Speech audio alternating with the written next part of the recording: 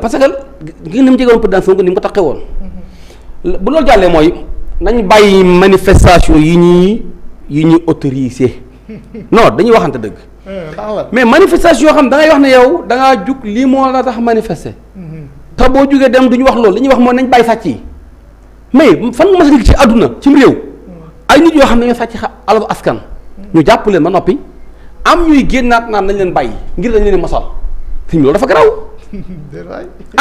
mais loolu dafa garaaw sëñ bi nañ leen bàyyi loolu loo ko mën a tuddee loolu jàpp nañ ñi dañ leen mosal kon yooyu dafa garaaw yooyu ëpp naa xalaat man dama jàpp ne manifestation gaa war nañu bàyyi nit ñi ñu exercer seen liberté mais nag liberté boo xam ne dafay jëm ci énergie di wax loo xam ne waroo ko wax di revendiquer loo xam ne amuloo ci droit nañ bàyyi sàcc moom kenn du ko wax nañ bàyyi ki ñu jàpp tam lekk alal réew mi kenn du ko wax koo xam ne nag boo waree manifestation loolu moo tax a jóg parce que manifestation yi gis fi yëpp gars yi bu ñu demee ba ca biir dañuy wax ne ñun kat dañuy manifester parce que dañoo bëgg a wax courant bi dafa seer te courant bi dafa seerit nañ bàyyi xel waaye sëñ bi est-ce que courant bi sax moom fi ko gars yi waxee àgg na foofu ndax man mbir moom bu Moussa Diakhaté xasee gisee noonu rek wala Abdou Karim Gueye damay jàpp ne même bu seeroon sax seeratul non loolu mooy dëgg parce que it bi mu yombee dañ ne daa seddoon waaw tàngaay bi est-ce que loolu taxul mu seer ko tàngaay bi maanaam li ñu lakk bari loolu question la fi ne comme bu ay jamono wàññeekoon na fi di gars yi naan non seddaay bee tax waaye kenn wàññiwu ko li ngeen conseil moo néew Badou li daloon son excellence ci maire El Hadj Diouf moo la dal ci Karim léegi waaw moom looy dëgg man ñooñu duñu apprécier jàpp ne lii moom normal la rek pour man loolu baaxatul kon nag manifestation yi nañ ci wax bu fekkente ne si nag nit ki su ngeen leen may autorisation dañuy dem ba ci biir di wax nañ bàyyi sàcc yi ñu sàcc xaalis réew mi nañu leen bàyyi ñooñu kon kenn wul leen autoriser benn manifestation am naa ku revendiquer say droit te fekkee mosoo sàcc nag mosoo sàcc alal réew ndax ku sàcc alal réew amuloo droit loolu mu leer man dama jàpp dañ ko war a manko dañ koy war a demander député yi ñu yóbbu ay loi ca assemblée ba koo xam ne da ngaa sàcc alal réew sa moroomu sénégalais war na la mën a peste doo fayu war na la mën a kajji war na la mën a dur mbagg yëpp war na tudd sax tudd la te doo fayu parce que da nga sàcc xaalis réew mi man loolu laa gëm kon mangoog doxalal. am na solo Abdoulaye Yakhine mbirum Azer Thierno Alassane Sall gis nañu yëkkati benn plainte déposé ko. gi nga Thierno waaw gi nga Thierno stratégie lay doxee Thierno Alassane Sall wallaahi ku bëgg siiw la. non fa caaxaan non déet siiwul de xam nga politique dafa am ku ma fa wax ne politique lu mën a xew nañ lay tudd rek ba léegi may waxee dafa am ñu am idéologie boobu dafa am ñu gëm loolu. mooy yow lu mën a xew nañ la tudd. Thierno Alassane Sall li ñuy wax da ko napp maanaam Thierno Alassane Sall du si asset moom dama yaakaar ne ñëkkul ne moom day fay sax ngir gars yi ko ci defal ay affaire xam dama ko yaakaar nag question la yow dossier boo xam ne yow mi koy yor di ngawtee fu ne nga jëmee ko fa xam nga ne lii dara newu ci ñun sénégalais xam nañu dossier bi dara newu ci te yow xam nga ne ñun xam nañu dossier bi dara newu ci nga continuer ne ci dossier bi di ngawte chaque jour nga dossier affaire loolu ay caxaan la man pour man plainte bi mu def du mujj fenn te loolu la jàpp nag gisoo benn juge bu ci war a convoquer sans missile mi nga xam ne liggéeyam mooy chaque jour mooy taal na village bi yóbbu dafa ay courant. moom li jaaxal ñu bari ci plainte bi mooy. waaw lan moo tax cité wul directement nit. non du ko def dafa dem def li nga xam ne. non du ko def parce que na laaj Maxaw. te ñu gis non na laaj Maxaw Diouf na laaj Maxaw Diouf ay dama am mbalaanu kiiraay député fii teew nga nekk nit de teew nga nekk citoyen mbalaanum kiiraay moom na fekk nga teg ci yoon wa rek jub rek waaye bu fekkente ne si daf fee nar a nekk wanewul ak njub gu dëgg waaye mu nekk fi di manipuler ak di caxaan kooku damay jàpp ne mbalaanum kiiraay moom waru koo aar. dossier Azer du dossier dara amu fa Azer daal dafa am mooy fekk nañ fi contrat boo xam ne nañu ko signante woon Sénégal gisu ca boppam directeur bees bañ fa jël ko yóbbu ko ci nombre village yu ëpp ya nga xam ne moom lañ jotoon signante waaye kii dañ ko war a tàccu war ko sargal war koo jaajëfal waaye wuroo taxaw di ko jéem a def leneen mais Thierno Alassane Sall dossier la boo xam ne jàpp na ne bu fekkee waxut ci loolu rek day fay kenn du ko déggati fenn effectivement yow bu mooy dossier bii kañ nga dégg Thierno Alassane Sall yàgg na waaye bu bëggee nit ñi dégg ko rek fi lay ñëw ci dossier affaire bi comme man du dossier bi dara quoi du pente dara da ko def nii rek ngir bëgg nañu tudd turam ngir bëgg na jugaat ngir bëgg na ñuy wax ci moom parce que politique mën nañu wax ci yow rek loolu laa ko jàppee quoi mais du dossier dara quoi parce que affaire dara amu fa scandale amu fa. mais le fait que Saint-Michel bi muy génn tudd turam moom Thierno Alassane Sall nommément dem sax boo koy wax ne ko soo bëggee mën nga xool télé bu la neex ñu toog fa man ak yow ñu jàkkaarloo. ku wax loolu xam nga boo. Saa moo ko waxoon. waaw ok effectivement Saa moo ko waxoon. waaw mais moom bu demee bay porte plainte ñu gis ni dafa porte plainte contre X. mais moo wiiri googu. dama ne sama Thierno Alassane Sall. njiglaayam mooy ngalawaay Thierno bu repp mukk bay bokk plateau sans Michel. non loolu gàcce googu kenn xamul fu mu Thierno Alassane Sall xam nga gars yi politique bi ni ñu koy doxalee Sénégal da nga nekk benn homme boo xam ne dañoo xàmme sa xar kanam ba nga nekk da nga mas a nekk ministre wala da nga mas a nekk ci benn parti di fenk télé yi ba ñu xàmme sa xar kanam nga jaawale loolu ak ko askan bi wuyu si du benn yow dañ la xàmme sa xar kanam rek parce que bokk nga ci activités yi nga xam ne gouvernemental la wala ci parti bu am doole. Thierno Alassane Sall nekkoon na ministre loolu moo tax mu existe nii mais boo xamee ne pour nga xam ndax sénégalais yi accepté nañ yow sa discours ndax sénégalais yi gërëm nañ sa parcours da ngay dem nga laaj seen kaddu bi ñu demee élection mu laaj kaddu sénégalais yi sénégalais war nañ ko ne ko yow accepté wuñu sa discours accepté wuñu sa programme d'accord ñu sa parcours doyuñu sa discours doyuñu loolu mooy dëgg mais nag xam nga politique ñeent ñoom dañuy nax seen bopp ndax dañuy xam ne lii ñu nekk du dëgg mais dañ cay nekk téye ko rek di ŋawte ŋawteeg moom comme si que ñu ngi ci dara te ñu ngi ci dara loolu moo dal ku mel ne Thierno Alassane Sall askan bi xam na ne gëmuñu ko gëmuñu programme am waaye na nekk loo xam ne day exister te du fay moo tax chaque jour rek day jéem a tenté benn dossier boo xam ne mën na tax ñuy tudd turu Thierno Alassane Sall jurul jeex waaye bis bu juumee ba wuy ji débat ki nga xam ne mooy Jean Michel bu soobee yàlla du ko defati ndax dina am gàcce gu rëy Jean Michel mën naa wax xam na nu ñuy waxee am na xam-xam ci li muy wax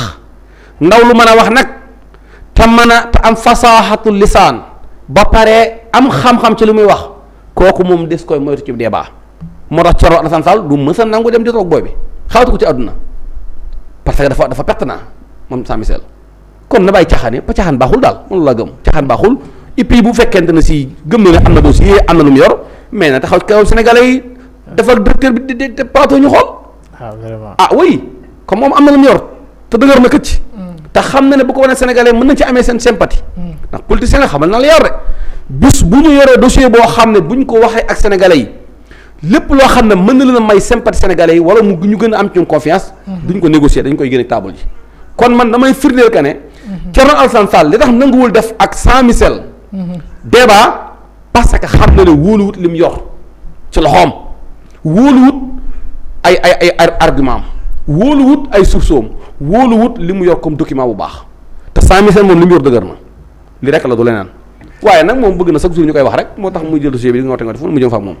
am na solo Abdoulaye Yakhine hélas ba bàyyi la nga ñëw ci mbiru. waaw Yakhine sax presque wax na Abdoulaye Diop wax na lépp parce que tey Thierno Alassane Sall ku ne xam na ni ci ay maanaam dossier Azer benn gagne-pain la ko def boo xam ne dina ko mën a maanaam may possibilité. muy fës ci actualité maanaam xam nga président Wade dafa doon wax naan am politique. maanaam na gars yi di wax ci yow. que mu nekk négatif lu négatif wala lu positif maanaam toujours fexeel ba gars yi di wax ci yow. te Thierno Alassane Sall xam na ni moom bis bu tegee dossier Azer kenn dootul wax ci moom. moo tax def na ci lu ne maanaam par épisode la koy def. waaw épisode bu jàll beneen ñëw. comme série comme benn série. maanaam dossier Azer moom par épisode la koy def quoi épisode bu jàll muy indi beneen épisode nga xam ni toujours nga moo tax nga gis la fois passée muy dafay porter plainte waaye déposer une plainte kay demal déposer rek mu pare convoquer la presse nii dafay def une déclaration. waaw nga xam ni loolu lépp li mu ci jublu mooy. pour toujours. di gars yi maanaam presse bi di wax ci moom beneen bi ci des yemu ci mooy mu ni dafay def tournée ci dëkk yooyu nga xam ni. tey waroon nañ leen électrifier te kañ mu ñu leen électrifier moom Thierno Alassane Sall toujours nga gis ni maanaam moom li mu nekk di def rek mooy comme que homme politique la. na fexe toujours gars yi di wax ci moom parce que xam nga ñoom dañu amoon benn plan mooy que ni dañu dikkoon bëggoon a diir Ousmane Sonko mais Ousmane Sonko fu mu teg niveau bi dafa kawe lool yóotu nañ ba sonn jotuñu ko léegi ñuy yem ci mën naa ko tuddee mbere mese gi mooy booy Pastef yi. waaw xam nga Thierno Alassane Sall quand même bu demee ba maanaam amul kenn ku muy diiranteel mbagg yi jamono ji ku dul Jean Michel Sène sëñ bi. nga xam ni Thierno Alassane Sall nag dem lal si jaarite jaamu Yàlla jot na ci yow da nga bàyyi politique. non qu'on se dise la vérité. nga xam ni ñoom moom dossier Azer fi mu ne daf ko def benn gagne-pain boo xam ni maanaam. jàpp na ni dossier bi rek jamono jii moo ko mën a may buzz. gars yi di wax ci moom. waaw mais bu dul loolu yow fan ngay wëndeeloo taxawal tambaambalu ba gis dégg ci turu Thierno Alassane Sall fenn ci langue politique bi. waaw doo dégg Thierno Alassane Sall jamono jii foo ko dégg ñu tudd ko rek ci lu mel nii la maanaam dossier Azer bi la. mu jug dem porter ji plainte ku mu porter plainte ñu ni x mooy kenn xamul.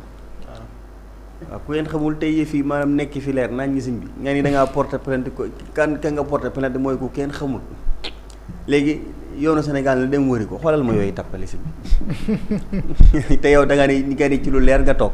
waaw surtout te ay firnde nga ni jug bay porter plainte boo jugee di porter plainte kay neel diw bii laa porter plainte waaye nga dem porter plainte koo xam ne kenn xamu ko. est-ce que gisul le cas ci koo xam ni moom bi muy def sa conférence de presse daf la yow cité nommément ci ay décaissement yoo xam ni def nga ko ci waroon électrifier ay villages yoo xam ni tey maanaam def nañ décaissement bi te nombre de villages yi ñu waroon am électrification mujj ñu koo am mu interpellé la ni koppar googu yow fan nga ko dugal fu mu dugg boo demee bay porter plainte doo ko porter plainte ci loolu moom borom la république des valeurs xam nga ne dafa am ay valeurs moom Thierno Alassane Sall. valeur yi la. am valeur boo xam ni yow. toujours dama koy rappeler yow. ne nga da nga jug pour leeral ko dëgg yàlla. li la Farba Ngom jiiñ. ni Thierno Alassane Sall maanaam jël nga ko. ci xaalisu askan bi. mais doo leeral loolu nga jug porter plainte Thierno Farba Ngom boobu noonu. mais doo dégg mu ŋàng ci doo dégg mu wax ci. du ci wax da ciy wiiri jaari ndaare rek Thierno Alassane Sall. koppar yi Farba Ngom ne yow jot nga ci te koppar yooyu kopparu askan bi la mais Thierno Alassane Sall lii laa war a suuli gënal nga leeral ci askan bi wala sax au moins nga jug porter plainte Farba Ngom comme ça ngeen dem ci yoon ngeen jéem a leeral loolu noonu. ma Farba Ngom xanaa. waaw yow léegi nga bàyyi fi yooyu yëpp. après langaamu ci dossier boo xam ni sëñ bi maanaam yow gis nga ni ka fa nekk presque sa moroomu doom la boo xam ni mi ngi def liggéey bu mucc ay beneen bi ci des mooy que ni xam nga. ñoom ay nit lañ yoo xam ne ay politiciens lañ yoo xam ne dañu nekk dans le populisme. te gis nañu ne Ousmane Sonko il a des DG forts mooy que ni DG yooyu jël seen ay responsabilités Jean-Michel Sène bokk ci DG yooyu nekk xale nag bokk ci GPS nekk di def liggéey bu mucc ayib ci dëkku àll yi. ñu gis ni booy bi maanaam bu ñu jógul ci moom dëkku àll yëpp lay raafale. te bés bu ñu demee élection foofu moom gars yi parce que ñoom. wax ji ci foofu la ñu yaakaaree am fa ay aslëf ay dara ak tuuti te gis nañu booy bi li mu jóg nii bu dakkul wala juguñu ci ay mbiram. élection dina ñëw yoo xam ne xam nga bii pas 54% la gars yi am. mi ngi taal rek. mais gars yi nar nañoo am 90% ñu ne xaaral moo tax nga gis ñu amal benn campagne de dénigrement contre Jean-Michel Sène xale bu ndaw sa ay presque ay moroomu bàyyi ku jóg wax ba bàyyi maanaam jox sa morom. waaye Pape Mawa Diouf moom déjà ñam na.